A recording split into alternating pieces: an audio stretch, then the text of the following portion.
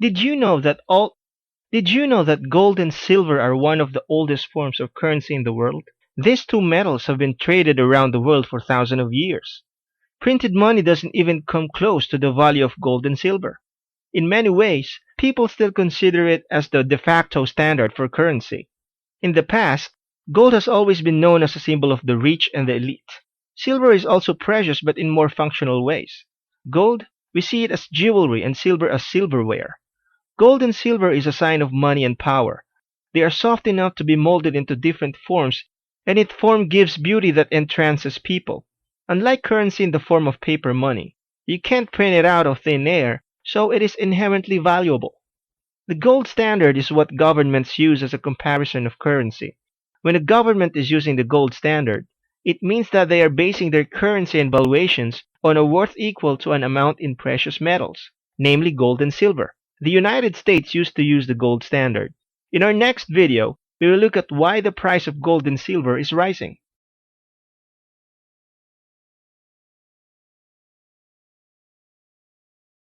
In 1971, President Nixon severed the US dollar's ties with the gold system.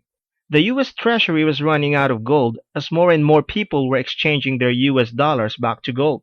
People were starting to lose confidence in the US dollar and more people were emptying the gold reserve. In act of desperation, President Nixon severed the gold standard, thus enabling the US to continually print money. They were effectively creating their own debt and generating as much debt as they wanted in the form of currency. Over the years, the US dollar started dropping and the price of goods started to go up. Now why is that?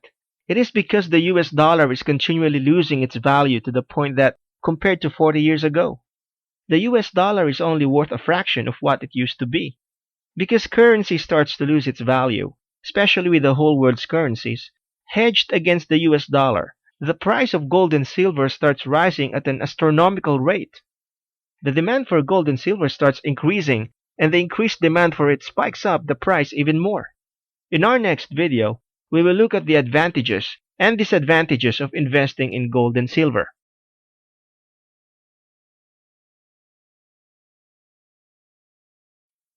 Advantages: preserve your wealth. Anyone can trade gold for any other currency if anything happens to a country's currency. Jewels are made of gold or silver can also be easily traded. You can find other buyers for your form of currency because gold and silver is a universal currency. Disadvantages: you can't easily liquidate your metals. You will need to find buyers. The spread can be high. In other words, you will pay a lot of commission to gold and silver sellers. It is a defensive strategy. Even if you gain money through gold, your currency devalues. You do not earn interest from the bank. Next, we will look at 5 questions to ask yourself before making any investment.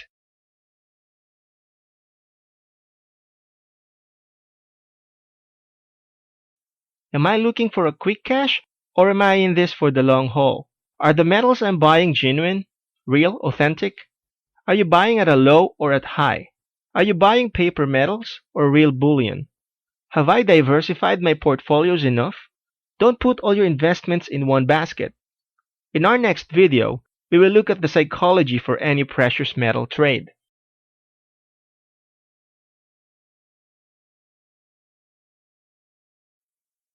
A trader's mindset is very important. Psychology is infinitely more important than how much you have to invest. A trader with little money but strong psychology is infinitely better than a trader with a weak mind and lots of money. Why is that? Because a person with a proper mindset can double, triple, or quadruple their money, while a person with a poor psychology can lose it all overnight. The key is to be detached with your money. It is better to trade with money that you can spare rather than money you depend on, life or death money. Can you hold a trade? What happens when the price takes a plunge? Do you understand that gold and silver trading is like buying a house? No matter what, the price of a house will always go up, but it is a matter of how long can you hold. Above all, remember not to rely on gold and silver trading as your only source of income. Most people, when they put all their eggs in one basket, make bad decisions because it represents all or most of their wealth. When you have income coming in from diverse locations, or even other commodities you are trading with, you will make better decisions. Knowing when to exit is critical as well. If you feel that you have earned enough, it's better to cut the trade and invest it in another commodity. Likewise, it is okay to cut your losses and invest elsewhere. Next, we will look at why you should invest in gold and silver now.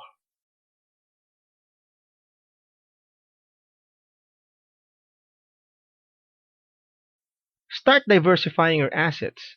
Do not trust in your local currency, which fluctuates with events. Protect your wealth. Gold and silver are always in demand and are limited in supply, so you can always find buyers. Always scout around for desperate buyers who are trying to liquidate their gold and silver for currency. They are your best people to target when you are buying gold. You can even offer low ball offers and see who will take the bait. Like attracts like. So the more wealth you store away, the more you are likely to attract. Besides, keeping it as precious metals is a form of saving. You are not tempted to spend your money. And remember that a penny saved is a penny earned. There you have it. Be sure to invest wisely.